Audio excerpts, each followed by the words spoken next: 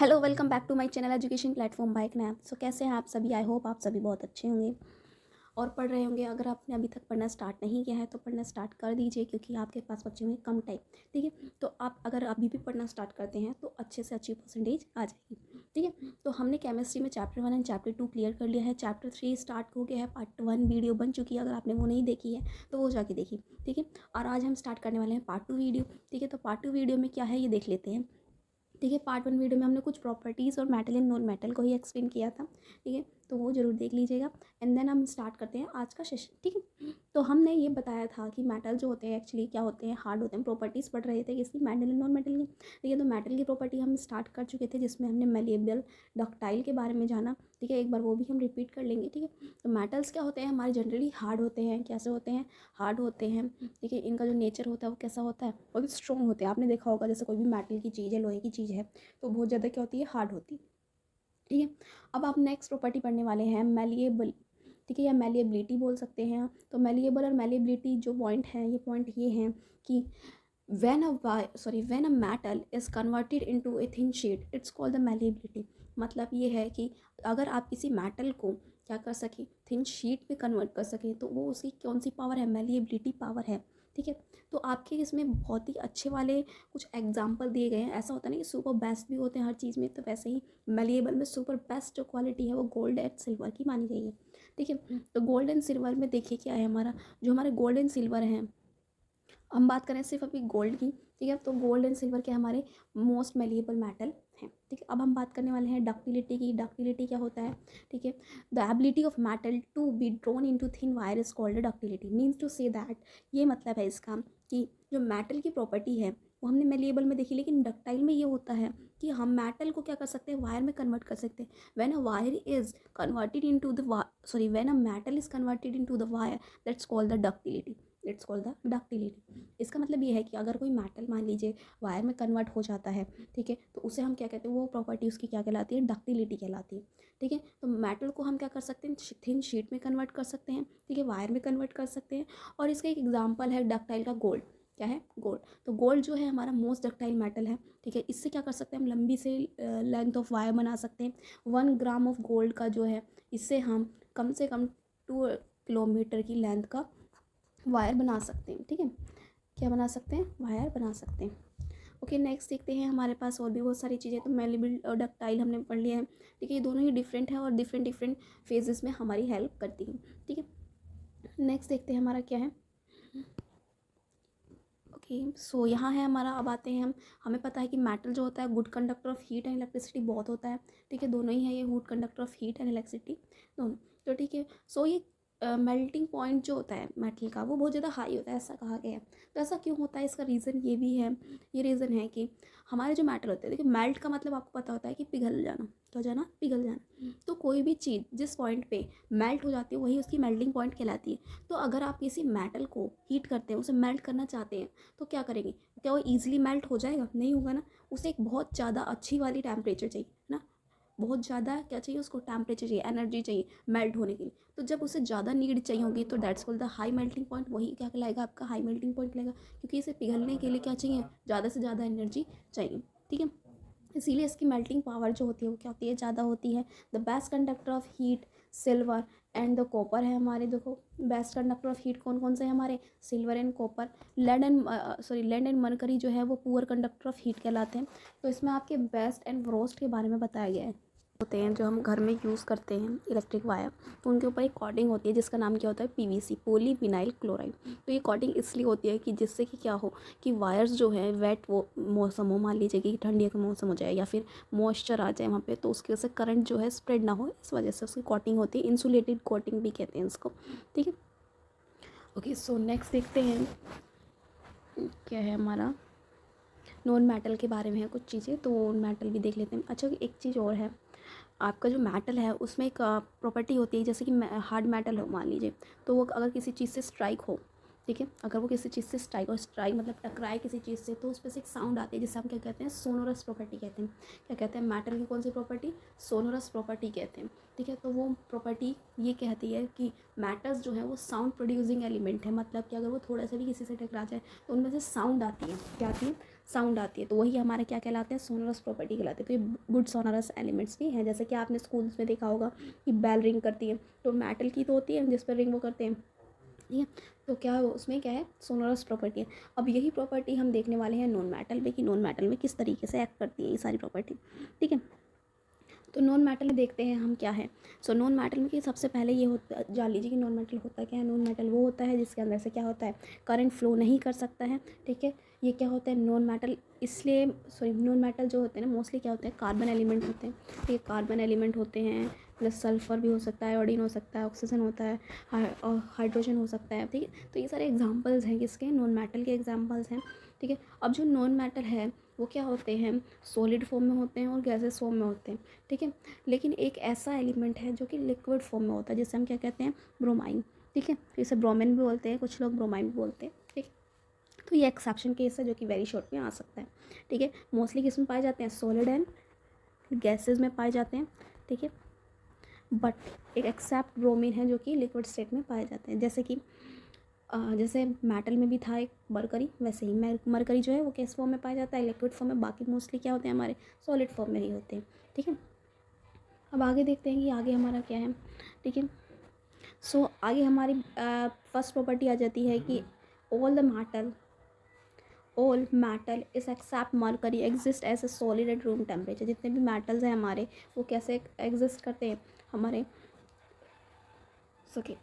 तो हमारी next property है हमारी, ऑल मेटल एक्सेप्ट मरकरी जो होते हैं वो कैसे होते हैं, सॉलिड फॉर्म में होते हैं। मतलब मरकरी को छोड़ के सभी क्या होते हैं, सॉलिड फॉर्म में पाए जाते हैं रूम टेम्परेचर में, ठीक है। और इनका जो मेल्टिंग पॉइंट है वो कैसा होता है, हाई मेल्टिंग पॉइंट होता है। कैसा होता है, हाई मेल्टिंग पॉइंट होता है। तो मेटल्स जो है किस फॉर्म में पाए जाते हैं, सॉलिड फॉर्म में पाए जाते हैं, इस फॉर्म में, सॉलिड फॉर्म में, ठीक है। नेक्स्ट देखते हैं हमारा क्या है point, but gallium and caesium have very low melting point. लेकिन जैसे हमें पता है कि मेल्टिंग पॉइंट जो होता है मेटल का वो बहुत ज़्यादा होता है, हमने डिस्कस किया था, ठीक है। लेकिन उसमें भी एक्सेप्शन केस है, गैलियम एंड सीजियम जो होते हैं उनका लो मेल्टिंग पॉइंट होता है। कैसा होता है, लो मेल्टिंग पॉइंट होता है। मैंने आपको बताया था एक्सेप्शन केस स्पेशली ध्यान रखिए क्योंकि वही मेल्ट हो सकते हैं, तो इन्हें एक्सेप्शन में रखा गया है, ठीक।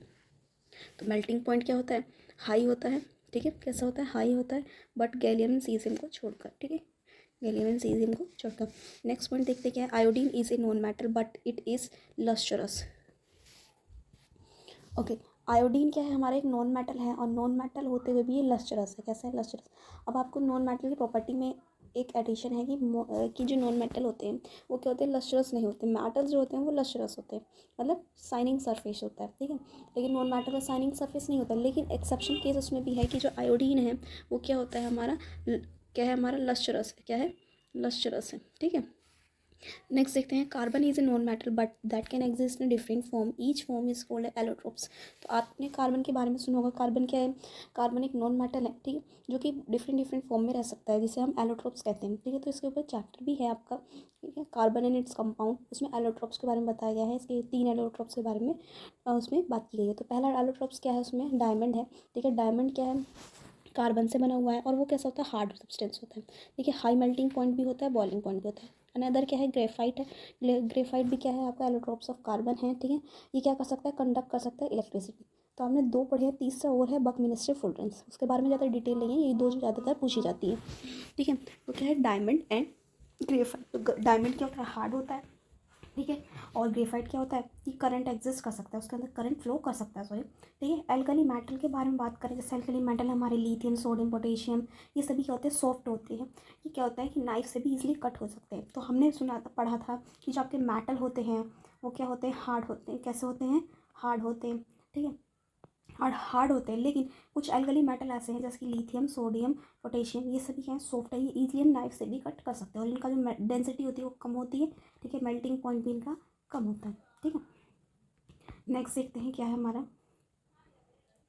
ओके।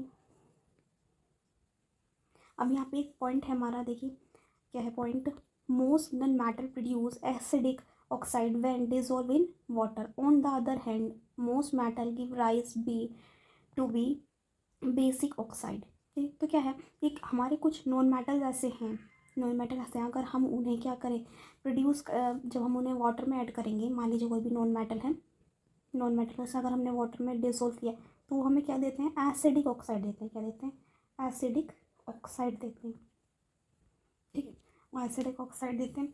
और कुछ आपके मेटल हैं ऐसे ही जो कि बेसिक ऑक्साइड देते हैं, अगर हम उन्हें पानी में डिजोल्व करें तो, ठीक है। तो मेटल क्या देते हैं, बेसिक ऑक्साइड, और नॉन मेटल क्या देते हैं अगर वाटर में डिजोल्व करें तो एसिडिक ऑक्साइड, ठीक है।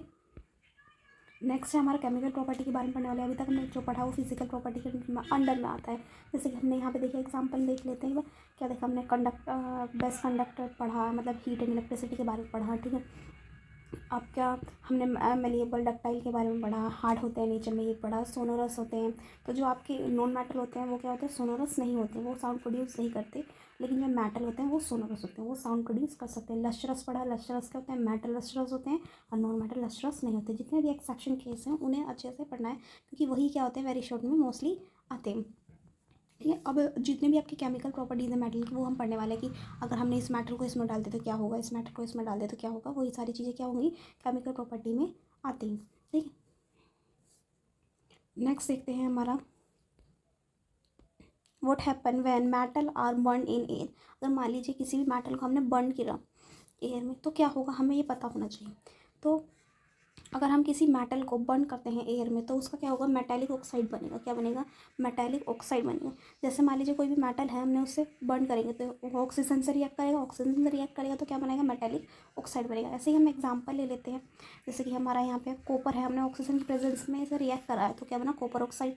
ऐसे ही हमने क्या करा, एल्यूमिनियम को करा बर्न, तो एल्यूमिनियम ऑक्सीजन के साथ रिएक्ट करेगा और क्या बनाएगा, aluminium oxide Al2O3, sorry Al2O2, ठीक है। नेक्स्ट देखिए, अब जो हमारे क्या हैं, बहुत सारे ऐसे हैं।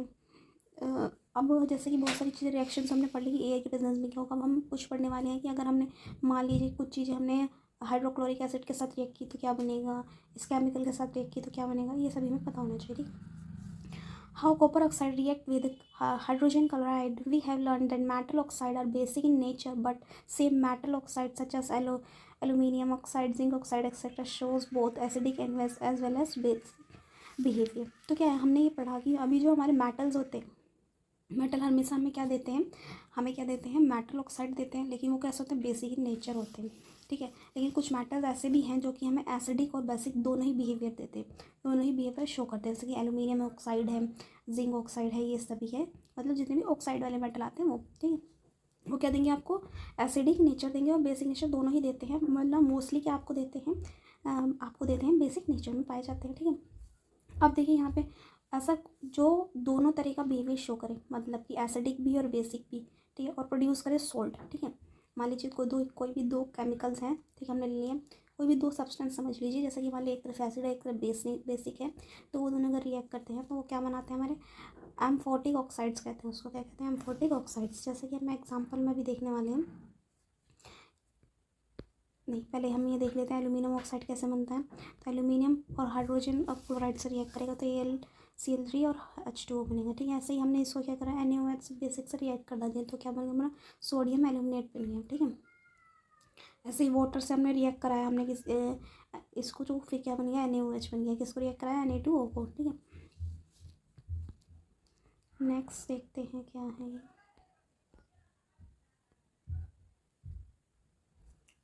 Okay so all metal do not react with oxygen at the same rate. अब ये जरूरी तो नहीं है कि सारे जितने भी मेटल्स हैं वो एक सेम रेशो पे सेम पॉइंट पे रिएक्ट करें एक दूसरे से, नहीं, ऐसा नहीं होता। सबका अलग अलग बिहेवियर होता है, अलग अलग प्रॉपर्टी होती है, तो अलग अलग तरीके से वो रिएक्ट करते हैं। Different metal shows different reactivities towards oxygen, तो ऑक्सीजन की तरफ वो क्या अलग अलग रिएक्टिविटी शो करते हैं। Metal such as potassium sodium react to a vigorously that they catch fire if they are in open। जैसे कि मान लीजिए पोटेशियम एंड सोडियम अगर हमने ओपनली रख दिया कहीं भी तो क्या कर सकते हैं, वो फायर कैच कर सकते हैं, उसके अंदर आग लग सकती है, ठीक है। Hence to protect them and to prevent accidentally fire they are kept immerse in a kerosene oil. इसलिए इन्हें क्या करा जाता है कि केरोसिन ऑयल में पुट करके रखा जाता है। अगर हमें पोटेशियम और सोडियम को रखना है सेफ तो उसे हमें क्या करना पड़ेगा, केरोसिन ऑयल में रखना पड़ेगा। क्यों रखना पड़ेगा, क्योंकि वो क्या हो सकते हैं, वो फायर कैच कर सकते हैं, ठीक है। At ordinary temperature, the surface of metals such as magnesium, aluminum, zinc, lead, etc. are covered with a thin layer of oxide। तो ये सारे ऐसे मेटल्स हैं जो क्या होते हैं, थिन लेयर ऑफ ऑक्साइड से क्या होते हैं, कवर अप होते हैं, इनके ऊपर कोटिंग होती है ऑक्साइड की लेयर की, इन्हीं की ऑक्साइड की लेयर की, ठीक है। The protective oxide layer prevents the metal to further oxidation. तो ये इसलिए होता है कि ये और ज़्यादा किसी से ऑक्सीडेशन ना करे, ये रिएक्ट ना करे, किसी ऑक्सीजन से ऑक्सीडेशन ना हो इसमें, ठीक है। Iron does not burn on heating, but iron filling burns vigorously when sprinkle in the flame of the burner।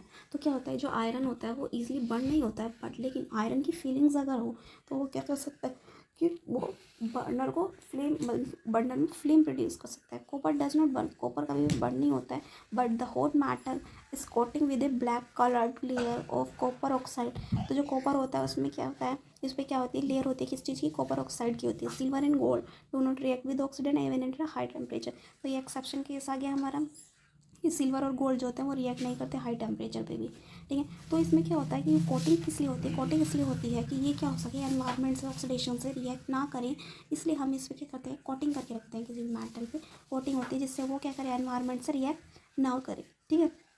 अब आपने क्वेश्चन सुना होगा कि मैग्नीशियम को क्या करना पड़ता है कि सबसे पहले क्लीन करना पड़ता है, ठीक है। तो क्लीन करना क्यों पड़ता है, इसलिए करना पड़ता है क्योंकि वो उसके ऊपर भी क्या होती है, कोटिंग होती है, इसलिए वो बर्न नहीं होता है ईजिली।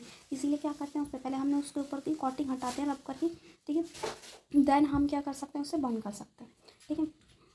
आगे देखते हैं, आफ्टर परफॉर्मिंग एक्टिविटी, देखिए एक्टिविटी की बात करी गई है। तो sodium is the most reactive of the sample metal taken है। The reactions of magnesium is less and vigorous imply at the reactive at so. तो सोडियम जो है वो क्या होता है, अच्छा एक मिनट देखिए, यहाँ पे the reaction of magnesium is less, तो क्या हुआ, रिएक्शन जो होता है मैग्नीशियम का वो लेस होता है सोडियम। तो ये एक्टिविटी है, तो आप पढ़ सकते हैं, ठीक है। आगे चलते हैं, what happen when metal reacts with water. अब क्या होगा जब कोई मेटल वाटर के साथ रिएक्ट करे, हमने ऑक्सीजन के साथ पढ़ लिया, ठीक है, HCl के साथ पढ़ लिया, अब हम पढ़ेंगे कि वाटर के साथ रिएक्ट करेंगे तो क्या होगा मेटल का, ठीक है। ओके, सो हमारे पास ये है, हमने देखी, हमने मेटल को रिएक्ट कराया, ठीक है, वाटर के साथ, तो क्या मिला, मेटल ऑक्साइड और वाटर मिला, सॉरी हाइड्रोजन मिला, ठीक है। अब फिर हमने मेटल ऑक्साइड को वाटर से रिएक्ट कराया तो क्या मिला, मेटल हाइड्रोक्साइड मिला, ठीक है। ऐसे ये एग्जांपल है पोटेशियम और सोडियम के, ठीक है। तो पोटेशियम को हमने वाटर के साथ रिएक्ट कराया तो KOH मिला, देखिए यहाँ पे मेटल ऑक्साइड लिखा है, मेटल ऑक्साइड मिला है, हाइड्रोजन गैस मिली। ऐसे ही हमने क्या करा, मेटल है हमारा Na, उसे हमने वाटर के साथ रिएक्ट करा तो NaOH मिला, हाइड्रोजन गैस और हीट रिलीज हुई, ठीक है। अच्छा, अगर ऐसा हो कि इनसफिशिएंट ऑफ ऑक्सीजन आपको मिले तो क्या आप उसे बर्न कर सकते हैं, नहीं, बर्न नहीं कर सकते, आपको उसमें कुछ ना कुछ बच जाता है क्योंकि वो कम्प्लीटली बर्न नहीं होगा। अगर आपको पूरी फुल्ली ऑक्सीजन सप्लाई ना मिले तो वो चीज़ बर्न नहीं होती, ठीक। देखते हैं नेक्स्ट क्या है, the reaction of calcium with water is violent, the heat evolving not sufficient for the hydrogen to catch fire. So क्या है इसमें, जैसे कि रिएक्शन कर रहे हैं हम कैल्शियम का वाटर के साथ तो उतने अच्छे से नहीं हो पाता, द हीट जो है हमें उसे देनी पड़ती है, not sufficient for the hydrogen to catch fire, तो हीट जो होती है उसे देनी पड़ती है, ठीक।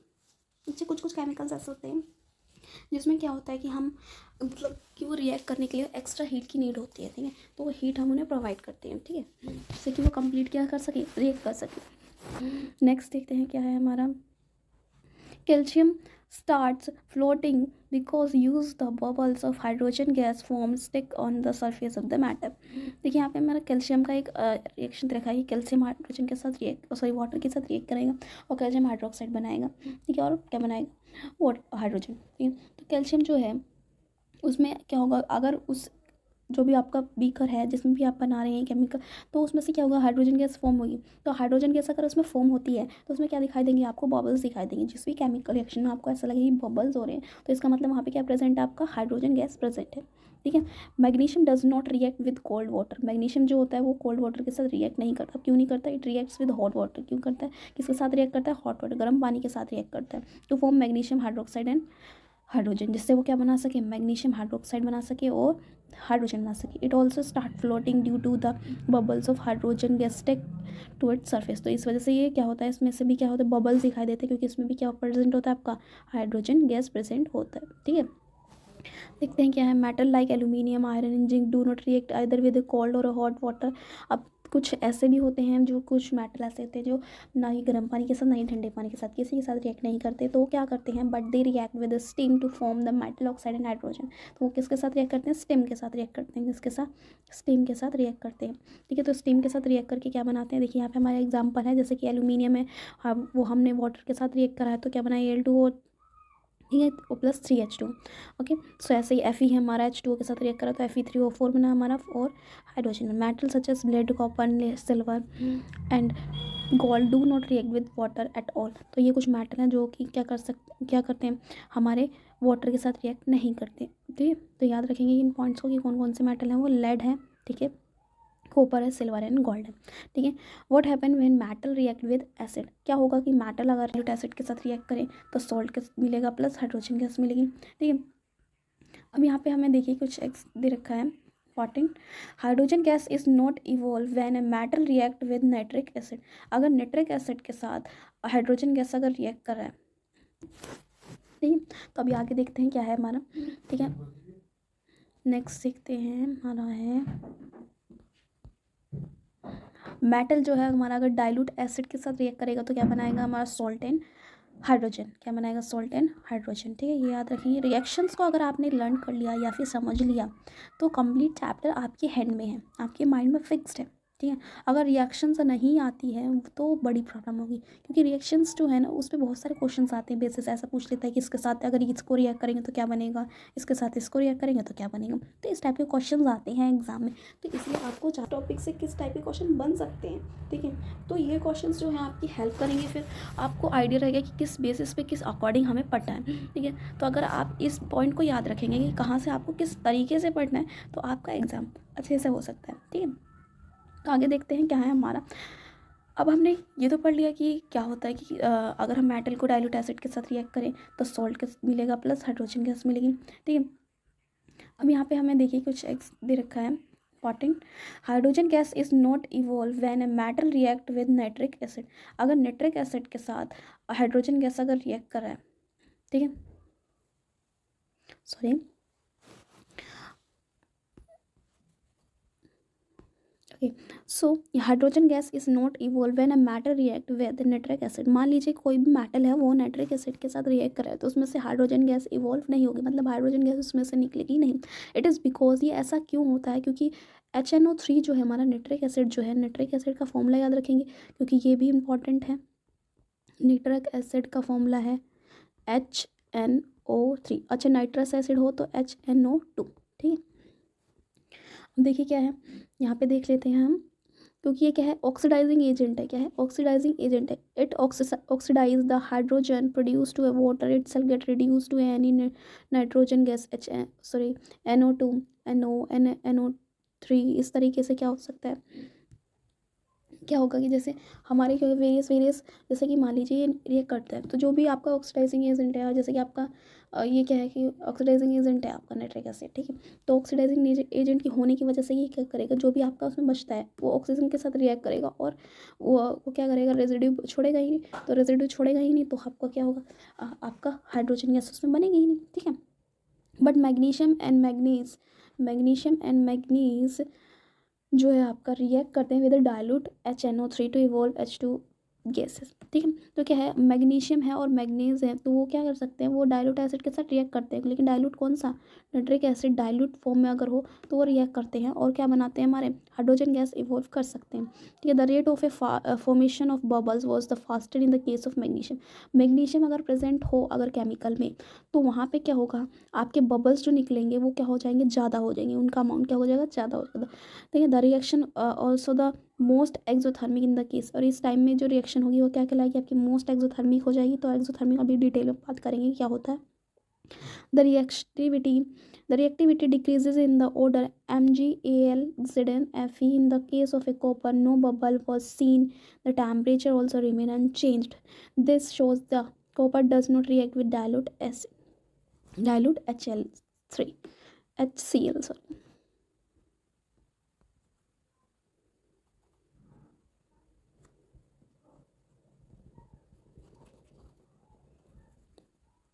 ओके, नेक्स्ट देखते हैं हमारा क्या है, the rate of formation of bubble gas the faster in the case of magnesium. अगर मैग्नीशियम अगर रिएक्ट कर रहा है तो क्या होगा कि जो बबल्स होंगे, आपके बबल्स जो होंगे वो ज़्यादा हो जाएंगे, उनका रेट कैसा हो जाएगा, ज़्यादा हो जाएगा। ठीक ठीक है। The reaction was also exothermic in the case, और इस केस में रिएक्शन को हम क्या नाम देंगे, एक्जोथर्मिक नाम देंगे। एक्जोथर्मिक एंडोथर्मिक ये दो टाइप की रिएक्शंस होती हैं या आ सकती हैं एग्जाम में, तो अभी बात करेंगे कि दोनों क्या होती हैं, ठीक है। द रिएक्टिविटी डिक्रीज, रिएक्टिविटी जो आपकी इस ऑर्डर में डिक्रीज होगी, मैग्नीशियम का सबसे ज़्यादा होगा, उसमें बबल्स ज़्यादा होंगे, फिर एल्यूमिनियम में होंगे, फिर जिंक में, फिर आयरन में, ठीक है। इस तरीके से आप पे क्या होगा, बबल्स का फॉर्मेशन होगा। बबल्स का होंगे तो इसका मतलब क्या है, हाइड्रोजन गैस होगी उसमें, अगर बबल्स ज़्यादा है तो हाइड्रोजन गैस ज़्यादा है, और बबल्स कम है तो क्या होगा, उसमें क्या होगा, हाइड्रोजन गैस भी कम होगी, तो मैग्नीशियम में सबसे ज़्यादा होगी और Fe जो आयरन है उसमें कम होगी, ठीक है। और इस टाइम में हमने टेम्परेचर में कोई भी चेंज नहीं लाया, अनचेंज है, ठीक है। अब इसमें देखिए क्या